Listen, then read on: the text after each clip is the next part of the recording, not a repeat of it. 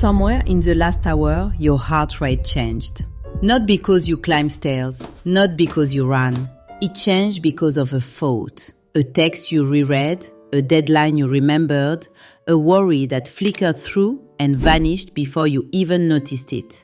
Your heart noticed, though. It's been keeping a record of every one of those moments for years. So what's it actually doing in there? And is it doing you harm? Hey, welcome back to Luminous Health. If this is your first time here, this is a space where we take the science of your body and translate it into something you can actually use. No white coats, no scare tactics, just real answers explained like a friend who happens to know the research. Today we are talking about something so many of us live with and almost none of us really understand. The relationship between anxiety and your heart. Not in a doom and gloom way, in a let's finally understand what's happening under the hood way. Because once you understand it, it gets a lot less scary and a lot more manageable. Let's start at the moment anxiety kicks in. Your brain has this ancient security system. Think of it like a smoke alarm that can't always tell the difference between burnt toast and an actual fire. The second it senses a threat, real or imagined, it sounds the alarm. That alarm triggers a flood of adrenaline and cortisol. Your heart rate jumps. Your blood pressure rises.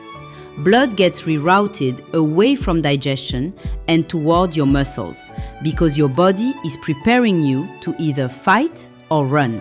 This is the famous fight or flight response. And it's not a malfunction. It's a survival tool that's kept humans alive for a very long time. The problem is that same alarm goes off just as loudly for a work email as it would for an actual physical threat. Your heart doesn't know the difference. It just responds. Here's something that surprises a lot of people. A racing heart from anxiety can feel almost identical to a genuine cardiac event. Tight chest, shortness of breath, a pounding pulse, even lightheadedness. Anxiety can produce every single one of those sensations. This is exactly why so many people end up in the ER during a panic attack, terrified they're having a heart attack. And to be clear, that instinct to get checked is a good one. If you're ever unsure, please get it looked at. That's not fear language, that's just smart. Your body deserves that reassurance, and doctors would always rather see you and rule things out than have you sit at home wondering. But once things are checked and your heart is structurally fine, it helps to understand what you were actually feeling. Your nervous system firing at full volume, not your heart failing you. A single anxious moment isn't going to hurt your heart. The real story is what happens when that alarm goes off over and over, day after day, for years. Chronic stress and anxiety keep your body simmering in a low-grade version of that fight or flight state. Over time, this can nudge your resting heart rate up, keep blood pressure elevated more often than it should be, and contributes to low-level inflammation throughout your cardiovascular system. One of the quieter signs of this is a drop in something called heart rate variability. Basically, the natural variation in time between each heartbeat. A healthy, well-regulated nervous system actually likes some variability. When that variability shrinks, it's often a sign your body is stuck a little too long in alert mode instead of moving fluidly between alert and calm. None of this means damage is guaranteed. It means your heart is paying attention to how you're living, and it's worth paying attention back. To understand why some people feel this more than others, it helps to know you actually have two nervous system settings working like a gas pedal and a brake. The sympathetic nervous system is the gas pedal. It's what fires up that fight or flight response. The parasympathetic nervous system is the brake. It's what brings you back down into rest, digestion, and recovery. A huge part of that braking system runs through something called the vagus nerve, which connects your brain to your heart, lungs, and gut. Some people have a more sensitive gas pedal or a slower brake, often shaped by genetics, past experiences, even how much sleep they've been getting lately. That's not a flaw. It just means their nervous system needs a little more intentional support to shift out of alert mode. So how do you actually help your heart out here?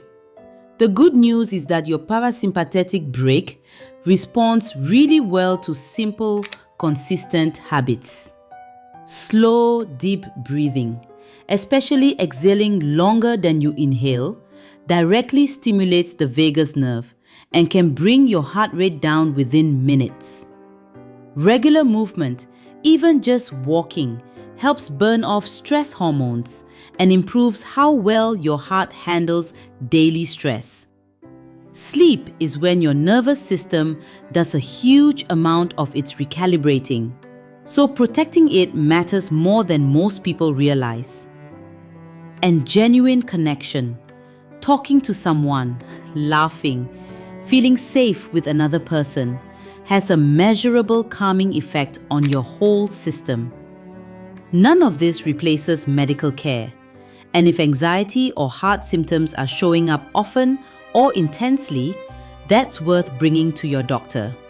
Not because something is wrong with you, but because you deserve support tailored to your actual body.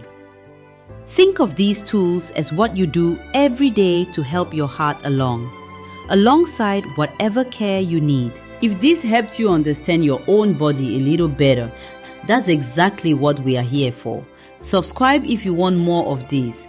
Real science explained like a friend, no fear mongering. And if you know someone who's ever clutched their chest during a stressful week and wondered what was going on, send them this video. It might genuinely ease their mind. Drop a comment and let us know. Have you noticed your heart reacting to stress in ways you didn't expect? Or is there a topic about your body you'd love us to break down next? We read everyone. Thank you so much for spending this time with us today. Your body has been trying to talk to you this whole time, and now you understand a little more of what it's saying. Take care of that heart of yours. We'll see you in the next one.